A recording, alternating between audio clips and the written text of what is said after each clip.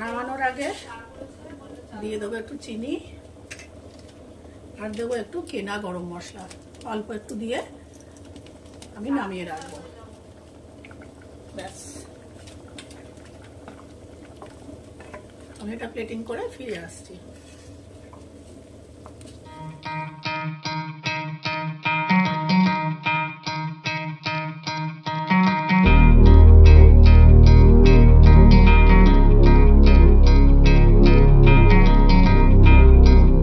এখানে কতগুলো চিংড়ি মাছ নিয়ে নিয়েছি।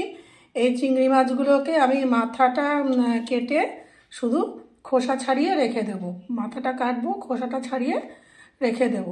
আপনারা বড় চিংড়ি হলে 2 আধখানাও করে নিতে পারেন, ছোট চিংড়ি হলে 2 আধখানা করার কোনো দরকার নেই। আমি শুধু মাথাটা ফেলে এটাকে ধুয়ে নিয়ে ফিরে আসছি আপনাদের কাছে। আমি চিংড়ি মাছগুলোকে ছাড়িয়ে ভালো করে ধুয়ে নিয়ে এসেছি। এবার এটাকে আমি নুন হলুদ মাখিয়ে হালকা ভেজে নেব। দিয়ে দিলাম সর্ষের তেল। আমি এই রান্নাটা সর্ষের তেলে করব।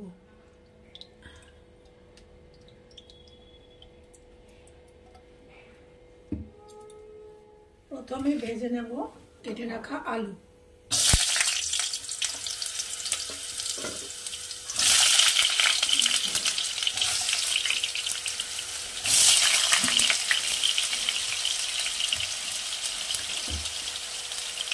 দিয়ে দেব অল্প হলুদ। যদি আপনাদের হাতে সময় থাকে হলুদ নুন আগেও মাখিয়ে রাখতে পারেন, আর যদি সময় না থাকে, খুব তাড়াহুড়ো থাকে, এই ভাজার সময় একেবারে হলুদ নুন দিয়ে দেবেন।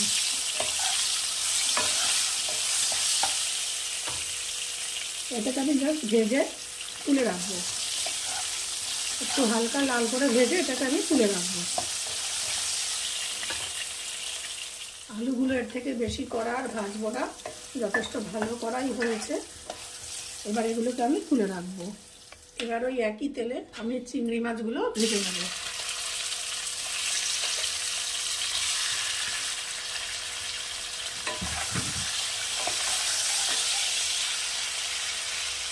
মাছটা ভাজা হয়ে গেছে, এর থেকে কড়া আমি আর ভাজবো না। এবার এই মাছগুলোকে আমি তুলে রাখবো। এই তেলে দিয়ে দেবো একটু আস্ত জিরে, একটা শুকনো লঙ্কা। আমার এত কাশি হয়েছে আর আমার রেগুলার ইনহেলার নিতে হয়, তো সেজন্য গলাটা একটু ভাঙা ভাঙা থাকে, আর কাশি টাশি হলে পরে আরও বেশি গলা ভেঙে যায়। এরপর দিয়ে দেব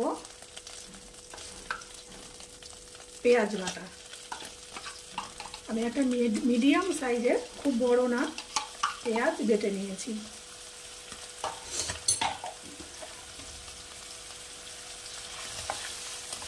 এটাকে একটু ভাজা ভাজা করবো।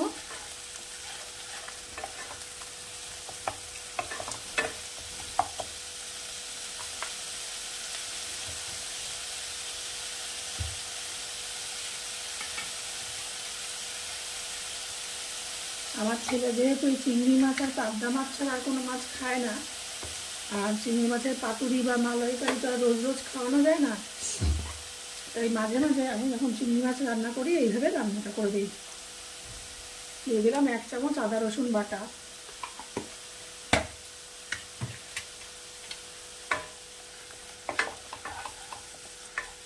এটা ভালো করে একটু কষিয়ে নেব। এবারে দিয়ে দেব অল্প হলুদ, অল্প লবণ। লবণ লাগলে আমি পরে দেব। 1 চামচ লঙ্কা গুঁড়ো,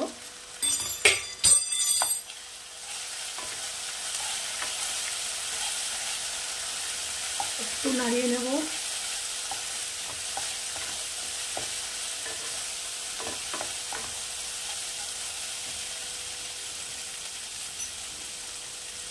আপনারা ইচ্ছা করলে এখানে টমেটো বাটা ব্যবহার করতে পারেন, তবে আমি এই রান্নায় টমেটো বাটা দেই না। সব রান্নায় টমেটো দিলে রান্না ভালো লাগে না খেতে।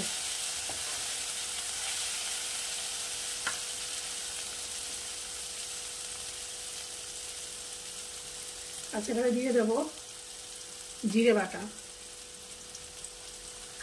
বড় 1 চামচ জিরে বাটা,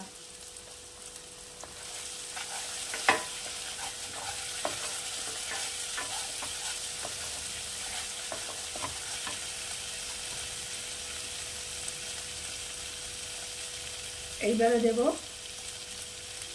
1 চামচ ধনে বাটা,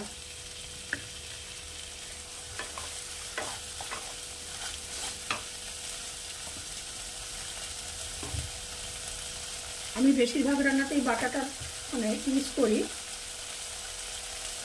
আপনারা ইচ্ছা করে গুঁড়ো ব্যবহার করতে পারেন, তবে গুঁড়ো রান্নায় একরকম স্বাদ আসে, একটু বাটা রান্নায় আলাদা স্বাদ আসে। আপনারা সময় অবসর সময় বা কোনো ছুটিটার দিনে বেটে রাখতে পারেন, বা কাউকে দিয়ে শিলে বাটিয়ে নিতে পারেন, বা মিক্সিতে নিজেরা সময় সুযোগ মতন বেটে এয়ারটাইট কন্টেনারে ফ্রিজে রেখে দিলে অনেক দিন থাকে।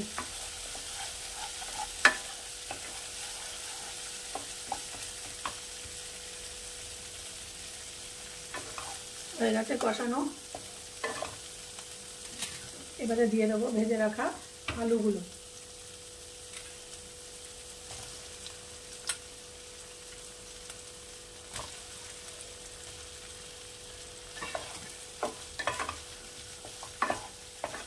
এবার ভালো করে কষিয়ে নিয়ে আমি ফিরে আসবো। এইবারে দিয়ে দেবো পরিমাণ মতো জল। গ্যাসের ফ্লেমটা এখন আমি হাই করে দেবো। ব্যাস, দিয়ে দিলাম পরিমাণ মতো জল। এবার ঝোলটা যা পড়ে গেল, ঝোলটা ফুটে উঠবে, তারপরে ফিরে আসছি। ঝোল ফুটে গেছে, আলুও সিদ্ধ হয়ে গেছে, দিয়ে দিলাম ভেজে রাখা মাছগুলো। এটা এবারে জাস্ট একটা ফুট দেবো, একটা বয়েল হবে, তারপর এটাকে নামাবো। নামানোর আগে দিয়ে দেবো একটু চিনি, আর দেবো একটু কেনা গরম মশলা, অল্প একটু দিয়ে আমি নামিয়ে রাখবো। ব্যাস,